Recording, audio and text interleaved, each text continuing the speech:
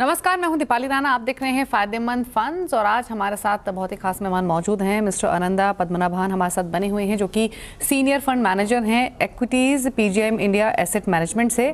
और आज के शो में हम चर्चा करेंगे PGM India health care fund की, जो कि नया फंड ऑफर है। 19 नवंबर को ये ओपन हुआ है, 3 दिसंबर तक खुला रहेगा। इस नए फंड के बारे में समझेंगे आनंदा से, लेकिन सबसे पहले मार्केट पर उनकी सोच करंटली क्या है उस पर भी एक आउटलुक ले लेते हैं। आनंदा जी नमस्कार, स्वागत है आपका सीएनबीसी आवाज पर। नमस्कार दीपाली जी। अच्छा आनंदा जी, फंड की हम बात करेंगे, लेकिन उससे पहले मार्केट पर आपका एक व्यू चाहिए।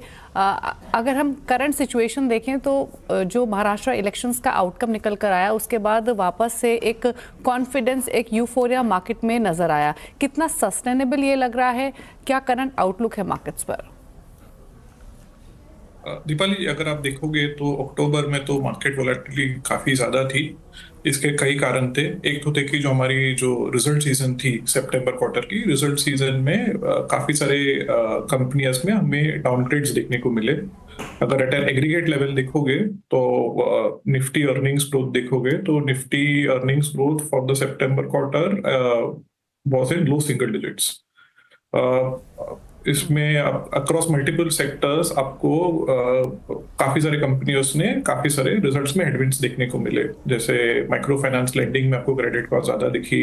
एफएमसी कंपनीज के रिजल्ट में there was talks of slow down in urban spending. जो इंफ्रा और कैप गुड्स रिलेटेड कंपनीज है उसमें कमेंट्री में देखने को मिला कि H1 में गवर्नमेंट स्पेंडिंग का थोड़ी वीक थी, तो जिसके कारण आपका ओवरऑल रिजल्ट सीजन में डाउनग्रेड ज्यादा देखने को मिले।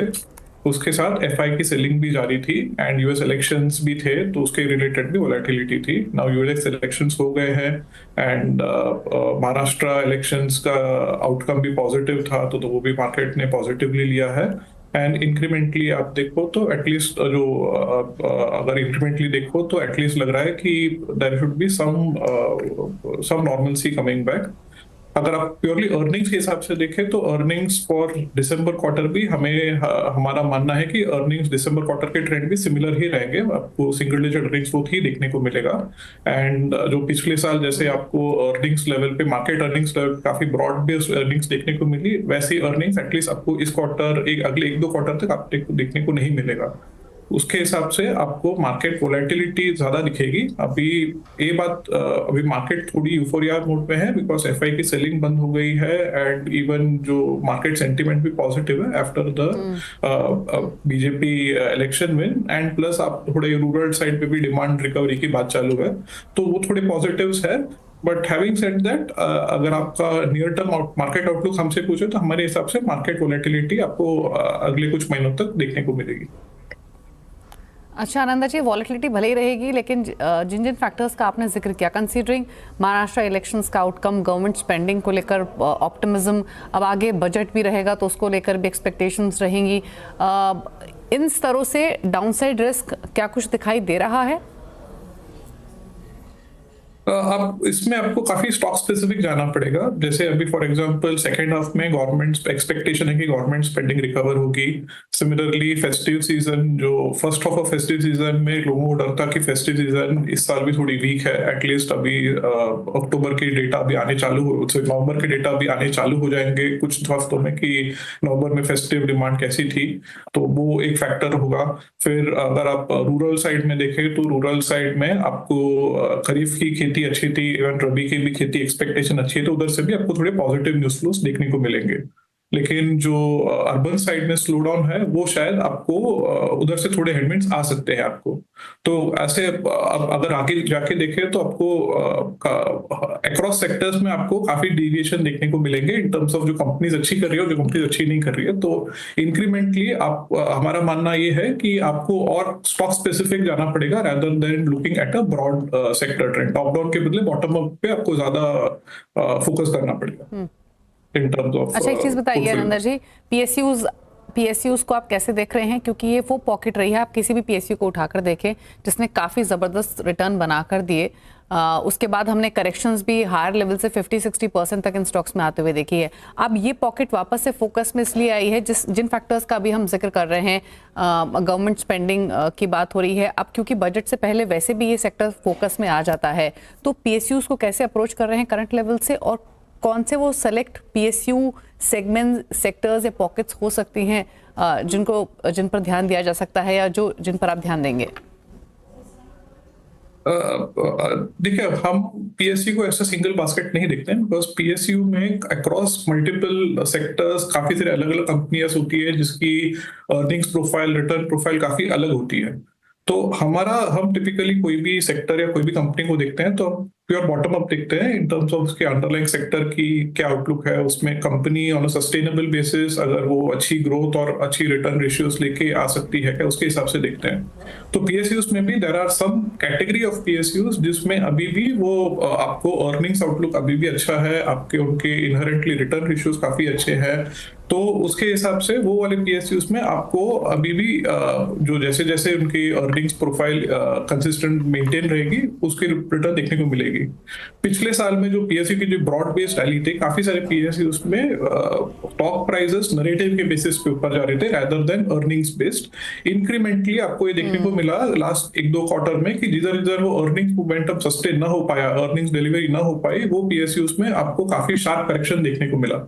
ये ट्रेंड हमारे हिसाब से आगे भी जारी रहेगा। जो पीएसयू में आपको अर्निंग मोमेंटम ना दिखे या अर्निंग मोमेंटम वीक होना चालू हो जाएंगे, उसमें आपको करेक्शन दिखेंगे या उसमें stock price on relative basis stock price performance थोड़ी वीक रहेगी। अच्छा, पिछले 3-4 महीनों में जब से हमने मार्केट में ऊपरी स्तरों से थोड़ा से करेक्ट होते हुए देखे, वॉलेटिलिटी देखी, आपने एज अ फंड हाउस कुछ अपनी स्ट्रैटेजी बदली, कहीं पोर्टफोलियो रिड्यूस किया, कहीं बढ़ाया, कहीं एग्जिट्स की, क्या कुछ स्ट्रैटेजी चेंज हुई आपकी पिछले 3 महीनों में स्पेशली? पिछले 3 महीनों में हमने पोर्टफोलियो में थोड़े चेंजेस किए। फ्रॉम टॉप डाउन पर्सपेक्टिव देखे या सेक्टर एलोकेशन पर्सपेक्टिव देखे, हमने हमारी आईटी सेक्टर में अंडरवेट कम की है काफी सारे फंड्स में। हमारी इधर हम न्यूट्रल हो गए, हम स्लाइटली ओवरवेट हो गए। इसका रीजन ये है कि हमें लग रहा है कि जो आईटी सेक्टर में जो पिछले 12-15 महीने से आपको जो अर्निंग्स डाउनग्रेड दिख रहे थे, अर्निंग्स डाउनग्रेड साइकिल अभी बॉटम हो गई है। इधर से अर्निंग डाउनग्रेड साइकिल कम हो जाएगी। प्लस यूएस में भी जो डिस्क्रिशनरी स्पेंडिंग का स्लो डाउन दिख रहा था, वो भी इस रेट कट उन्होंने जो जारी की है, उससे एटलीस्ट वो डिस्क्रिशनरी स्पेंडिंग भी वापस आपको इंक्रीमेंटली डिमांड आना चालू हो जाएगी, जो आईटी कंपनीज के लिए काफी जरूरी होता है। तो उसके हिसाब से हमने हमारी आईटी सेक्टर, जिसमें हम पिछले साल पूरे अंडरवेट थे, even start of this year भी हम काफी अंडरवेट थे, हमने हमारा अंडरवेट कम कर दिया है क्रॉस पोर्टफोलियोज। दूसरे हमने बाकी अगर आप देखोगे, बाकी सेक्टर लेवल पे देखोगे, ब्रॉडली हमारा सेक्टर स्टांस काफी स्टेडी रहा है। हमारी कंज्यूमर डिस्क्रिशनरी साइड पे हम अभी भी ओवरवेट स्टांस मेंटेन कर रहे हैं। एट सम पॉकेट्स हमने अपनी ओवरवेट को थोड़ा कम किया, जिसमें हमको थोड़ा डिमांड, सिक्लिकली डिमांड थोड़ा वीक नहीं लग रहा है कंज्यूमर डिस्क्रिशनरी स्पेस में, उसमें थोड़े एट स्टॉक लेवल हमने थोड़े अपने वेटेजेस कम की है। अगर आप फाइनेंशियल्स देखोगे तो फाइनेंशियल्स में जो प्राइवेट सेक्टर बैंक है, हमारा उधर एलोकेशन ज्यादा है।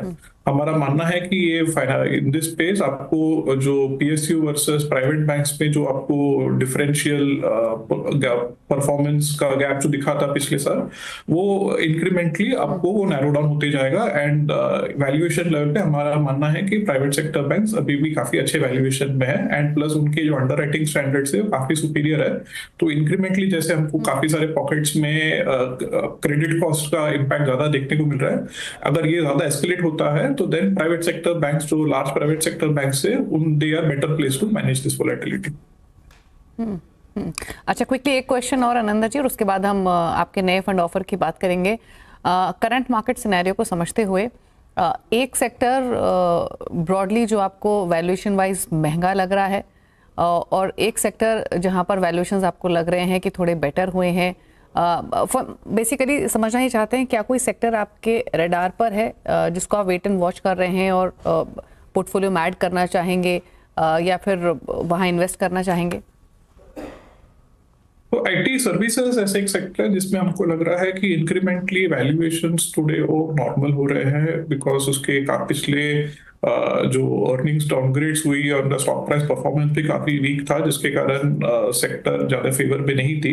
इंक्रीमेंटली हमें लग रहा है कि उनकी अर्निंग्स जो उनकी अर्निंग्स मोमेंटम है वापस आना चालू हो जाएगी। उनकी अर्निंग्स ग्रोथ इस साल और मतलब FY25 should be better than FY24 and FY26 should be better than FY25। तो उसके हिसाब से हमें लग रहा है कि इसमें वैल्यूएशंस थोड़ा और बेटर हो रहे हैं, तो एट एन अप्रोप्रिएट टाइम हमें अगर सही ट्रिगर्स दिखे तो हम उसमें एलोकेशन ज्यादा करेंगे।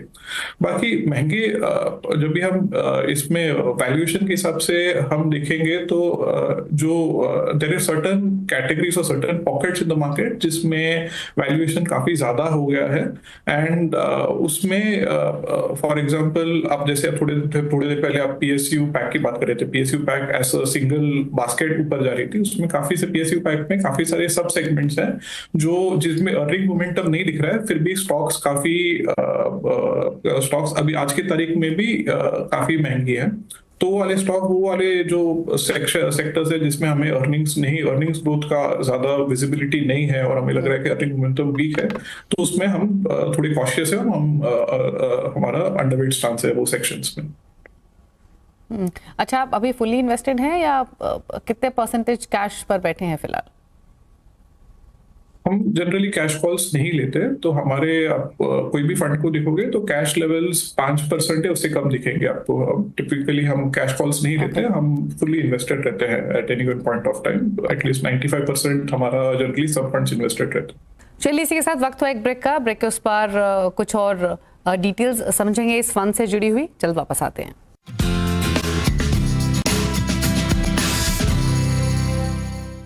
ब्रेक के बाद आपका स्वागत है। आप देख रहे हैं फायदेमंद फंड्स। हमारे साथ मौजूद हैं आनंदा अंजनेयन, जो कि सीनियर फंड मैनेजर हैं equities PGM India asset management से, और आज हम बात कर रहे हैं इनके NFO के बारे में जो कि हेल्थ केयर सेक्टर से जुड़ा हुआ है। चलिए अब बात करते हैं इस नए फंड की जो कि PGM India health care fund है। डिटेल्स में बता दूं, 19 नवंबर को ओपन हुआ है, 3 दिसंबर को ये क्लोज होगा और कंटिन्यूस सेल और रीपर्चेज के लिए 11 दिसंबर को ये वापस से रीओपन होगा। तो पहले इसी फंड के बारे में समझ लेते हैं, क्या सिनर्जीज रहेंगी, कहाँ कितना इन्वेस्टमेंट रहेगा। आनंद जी बताइए पहले तो अपने इस नए फंड के बारे में। तो ये हेल्थ केयर ऐसा सेक्टर हमको काफी यूनिक लगता है। क्यों यूनिक है? ये काफी कम सेक्टर होते हैं जिसमें इनहेरेंटली काफी स्ट्रॉन्ग प्राइसिंग पावर होता है और जिसमें इनहेरेंटली डिमांड काफी इनइलास्टिक होता है। अगर आप देखें तो हमारी जो हेल्थ केयर स्पेंडिंग है, अगर हम डॉक्टर के पास जाते हैं, अस्पताल जाते हैं, तो हम नहीं डिसाइड करते कि हम कितना पे करेंगे। इट इज हॉस्पिटल से डॉक्टर, उनके पास ज्यादा प्राइसिंग पावर होता है कि कितना आप पे करोगे। सिमिलरली डिमांड भी काफी इनइलास्टिक होता है। वो काफी यूनिक है इस सेक्टर के बारे में। दूसरी एक अच्छी चीज है इस सेक्टर के बारे में, भले ही ये एक थीमेटिक फंड है ये, लेकिन एक सिंगल थीम नहीं है। इसके अंदर देयर आर मल्टीपल सब सेगमेंट जिसकी अलग अलग थीम है। अगर फॉर एग्जांपल अगर मैं हेल्थ केयर ऐसा सेक्टर बोलूं, तो हेल्थ केयर में सर्विसेज भी आ जाएंगे, मैन्युफैक्चरिंग भी आ जाएंगे। मैन्युफैक्चरिंग में आपको ड्रग मैन्युफैक्चरिंग आ जाएगी, जो हमारे ट्रेडिशनली जो हम फार्मास्यूटिकल्स बोलते हैं, ड्रग मैन्युफैक्चरिंग, फॉर्मुलेशन मैन्युफैक्चरिंग होते हैं, उसमें आ जाएंगे। उसमें domestic formulation, export formulation, active pharma ingredient सब कुछ आ जाएंगी। जो ट्रेडिशनली इतने सालों से देखो, अगर अपना हेल्थ केयर इंडेक्स पे भी देखो, तो उसमें ड्रग मैन्युफैक्चरिंग का रिप्रेजेंटेशन काफी ज्यादा है। पर पिछले 4-5 सालों में आप देखोगे तो आपको काफी सारे ऑन द सर्विसेज साइड भी काफी नई नई कंपनियां मार्केट में लिस्ट हुई है, जिसके कारण उनका रिप्रेजेंटेशन भी बढ़ता जा रहा है। एक ऐसी कैटेगरी की कंपनियां होती है जैसे हॉस्पिटल्स होते हैं, या डायग्नोस्टिक लैब्स होते हैं, या कॉन्ट्रैक्ट रिसर्च ऑर्गेनाइजेशन होती है। तो उसमें ऐसे काफी सारे नीश सेगमेंट्स है जो आज की तारीख में और ज्यादा कंपनी का रिप्रेजेंटेशन इंप्रूव हुई है। इसका क्या फायदा है कि आज की तारीख में अगर मैं health care as a sector खेलना चाहूँ या इन्वेस्ट करना चाहूँ, तो उसमें मेरे एक सिंगल थीम नहीं है। मैं अगर डोमेस्टिक फॉर्मुलेशन में अगर चूज करना चाहूँ, मैं डोमेस्टिक फॉर्मुलेशन चूज कर सकता हूँ, एक्सपोर्ट फॉर्मुलेशन चूज कर सकता हूँ, मैं अपना हॉस्पिटल्स ऐसे कैटेगरी चूज कर सकता हूँ, CRO CDMO कॉन्ट्रैक्ट रिसर्च या contract manufacturing related opportunity choose कर सकता हूँ, डायग्नोस्टिक्स एक अलग कैटेगरी चूज कर सकता हूँ, जिसका हर एक कैटेगरी में ड्राइवर्स काफी अलग अलग हैं। कोई एक सिंगल फैक्टर नहीं, तो साइमल्टेनियसली सभी फैक्टर्स को एक साथ इंपैक्ट करेगा। तो उसका ये फायदा होता है कि at any given point of time across all market cycles आपको इन सब सेगमेंट में से एटलीस्ट 1 या 2 सब सेगमेंट्स जरूर मिलेंगे जिसमें अभी भी द ट्रेंड पॉजिटिव होगा। तो उसके हिसाब से एक एक्टिवली मैनेज पोर्टफोलियो आप अगर हेल्थ केयर में रन करोगे तो आपके पास अच्छी अपॉर्चुनिटी होगी जिसमें आप ऑन अ कंसिस्टेंट बेसिस आप अच्छे रिटर्न जनरेट कर पाओ। अच्छा, तो फिर मान के चलें एज पर नॉर्म्स भी जो मेजर इन्वेस्टमेंट जाएगी आपकी वो हेल्थ केयर में ही जाएगी। कॉन्स्टिट्यूशन क्या रहेगा इस फंड का, अगर हम परसेंटेज टर्म्स में एलोकेशन को समझें? ओके अगर हम आज के तारीख में health care BSE health care index को देखें तो बीएसई हेल्थ केयर इंडेक्स में जो ड्रग मैन्युफैक्चरिंग है जिसमें formulations API and even contract manufacturing भी इंक्लूड हो जाती है, उसका रिप्रेजेंटेशन इंडेक्स में करीब 76-77% है। एंड अराउंड 18 से 19% आपके हॉस्पिटल की रिप्रेजेंटेशन है। बाकी मैं जो भी सब सेगमेंट्स बात कर रहा था, फार्मेसी, मेडिकल फार्मेसी या फार्मेसी चेन्स या डायग्नोस्टिक्स लैब्स या कॉन्ट्रैक्ट रिसर्च ऑर्गेनाइजेशन या मेडिकल इक्विपमेंट, उनकी रिप्रेजेंटेशन काफी छोटी है। हमारा फंड का यूनिकनेस ये रहेगा कि हमें जो अंडर रिप्रेजेंटेड सेक्टर्स है जिसमें हमें आज की तारीख में ज्यादा ग्रोथ विजिबिलिटी है, उसमें हमारा रिप्रेजेंटेशन ज्यादा रहेगा। फॉर एग्जाम्पल हॉस्पिटल ऐसा सेक्टर आप देखोगे आज की तारीख में हमारे कोई भी पोर्टफोलियोज में देखोगे तो हमारे पास हॉस्पिटल्स में काफी अच्छा एक्सपोजर है। तो ये ऐसा सिमिलर एक्सपोजर हमारे आपको हेल्थ केयर फंड में भी देखने को मिलेगा। Similar is the case with अगर आप कॉन्ट्रैक्ट रिसर्च ऑर्गेनाइजेशन सीआरओ या सीडीएमओ वाली कंपनीज होती है, उसमें भी आज की तारीख में हमारे पास अच्छी रिप्रेजेंटेशन है अक्रॉस पोर्टफोलियोज। तो ये सिमिलर आपको रिप्रेजेंटेशन आपको हेल्थ केयर फंड में भी देखने को मिलेगा। एंड सो वो यूनिकनेस होगी वेयर बीएसई हेल्थ केयर में जो traditional part of the overall market which is the drug manufacturing part, उसकी रिप्रेजेंटेशन ज्यादा है एंड द सर्विसेज पार्ट की रिप्रेजेंटेशन कम है। हमारे फंड में आपको वो डिफरेंशिएशन होगा कि जो service aspect of health care है उसमें आपको ज्यादा रिप्रेजेंटेशन दिखेगा एंड ड्रग मैन्युफैक्चरिंग में थोड़ा कम रिप्रेजेंटेशन दिखेगा विज़ावी द अंडरलाइन बेंचमार्क। अच्छा आनंद जी, ऐसा आपने कहा कि हेल्थ केयर भले ही नाम से एक थीमेटिक फंड नज़र आ रहा हो, लेकिन एक आप काफ़ी सारे सेगमेंट्स में इन्वेस्ट करेंगे अंडर फार्मा जो आते हैं, जैसे आपने अभी प्रिसाइसली मेंशन भी किया। एक चीज़ और जानना चाहेंगे, जो एलोकेशन आप कर रहे हैं जिन स्टॉक्स में, क्योंकि बीएसई हेल्थ केयर इंडेक्स की अगर आप बात कर रहे हैं तो जो आगे की एक्सपोर्ट अपॉर्चुनिटीज़ है सेक्टर के लिए वो आप कैसी देख रहे हैं, प्लस जो टेलविंड्स हमने देखे थे उन्हें आप कैसे रीड कर रहे हैं इस स्पेस में? अर्निंग्स आपने इस बार की देखी होंगी इस पूरे ही स्पेस की। डोमेस्टिक मार्केट ठीक कर रहा है, लेकिन अभी भी यूरोप हुआ, यूके मार्केट हुआ, उनको लेकर थोड़ी सी कंसर्न्स हैं। रिसेंटली जितनी भी रिपोर्ट्स आई हैं फार्मा को लेकर, दो चीज़ें क्लियर है। एक तो ये कि वैल्यूएशन वाइज ये सेक्टर अट्रैक्टिव लग रहा है इस पूरे ही महंगे बाजार में, और दूसरी तरफ यहाँ से एटलीस्ट 8 से 10% की ग्रोथ तो ऑन एन एवरेज सालाना आधार पर आ सकती है। आप कैसे देख रहे हैं ग्रोथ, जो चैलेंजेस हैं उनको, जो अपॉर्चुनिटीज हैं उनको? तो इस पे आप अगर ग्रोथ देखोगे तो हर एक सेगमेंट का ग्रोथ प्रोफाइल थोड़ा अलग है। फॉर एग्जांपल आप डोमेस्टिक फॉर्मुलेशंस ऐसा सेगमेंट देखोगे, पिछले 4-5 सालों में on an average the underlying market जो है डोमेस्टिक फॉर्मुलेशंस मार्केट है वो 8 से 10% ग्रो किया है।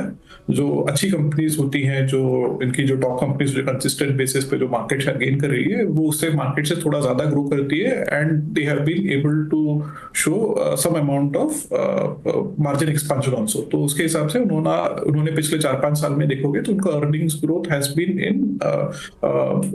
इन low double digits to mid teens kind of earnings growth उन्होंने डिलीवर की है। अगर आप डायग्नोस्टिक्स देखोगे तो डायग्नोस्टिक्स में परफॉर्मेंस पिछले 5 सालों में काफी वॉलेटाइल रहा है, बिकॉज कोविड में उनको काफी अच्छा बूस्ट मिला। उसके बाद कॉम्पिटिशन की intensity and normalisation of the COVID demand में उनको थोड़ा स्लो डाउन देखने को मिला। लेकिन अभी पिछले कुछ क्वार्टर से उनके परफॉर्मेंस देखोगे तो एटलीस्ट उन लोग एक रेवेन्यू लेवल पे अराउंड 10% ग्रोथ कंसिस्टेंट बेसिस पे कर पा रहे हैं एंड मार्जिन्स भी काफी अच्छी कर रहे हैं।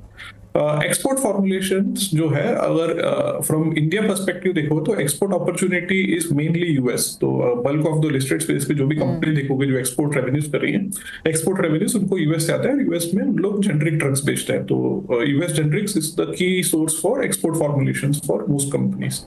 तो उसमें कैसा है, उसमें परफॉर्मेंस, उसमें यूएस जेनरिक्स बिजनेस में सिक्लिकलिटी काफी ज्यादा रही है पिछले 5 सालों में।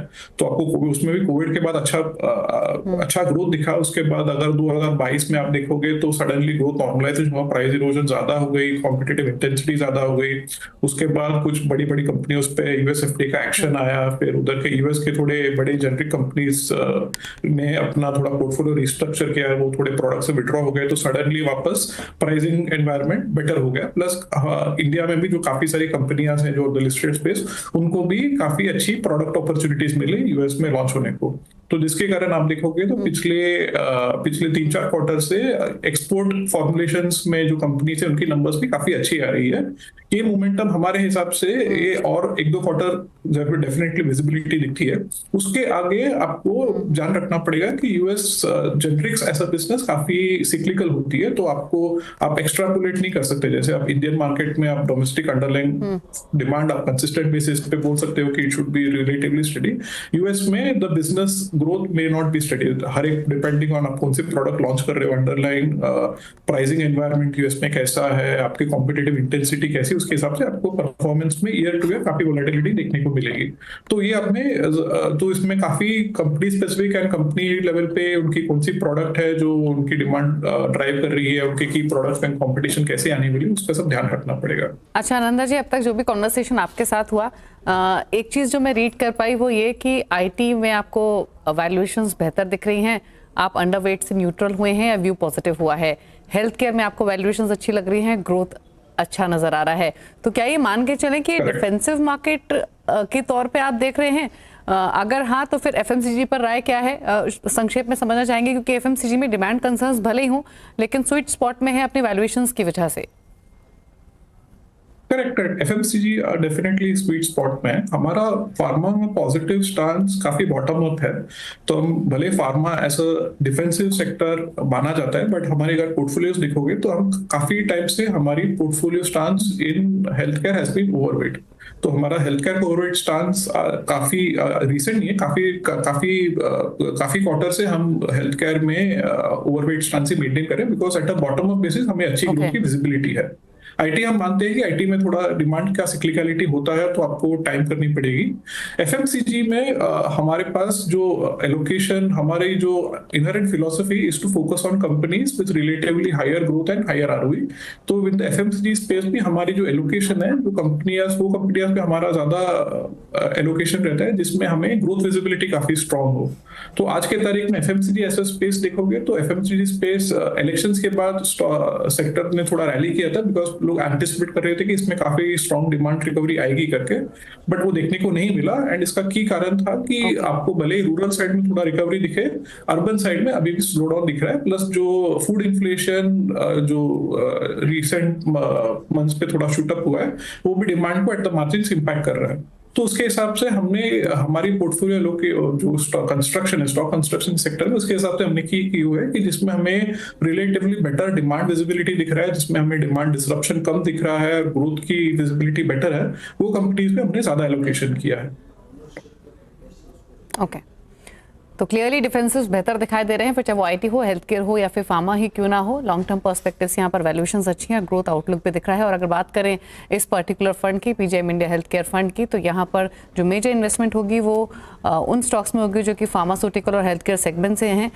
जैसे कि बताया आनंदा जी ने इस पूरे ही कॉन्वर्सेशन में कि health care services, health care manufacturing, pharmacy, diagnostic, hospitals, health insurance, एक वाइड पर्सपेक्टिव मिलेगा इस फंड के थ्रू, जो कि फिलहाल ओपन है सब्सक्रिप्शन के लिए। शुक्रिया आनंदा जी शो में आने के लिए और इस नए फंड के बारे में डिटेल्स देने के साथ साथ मार्केट्स पर भी अपना आउटलुक शेयर करने के लिए। इसी के साथ फायदेमंद फंड्स में तो इतना ही। ब्रेक के उस पार भी खबरें जारी हैं। नमस्कार।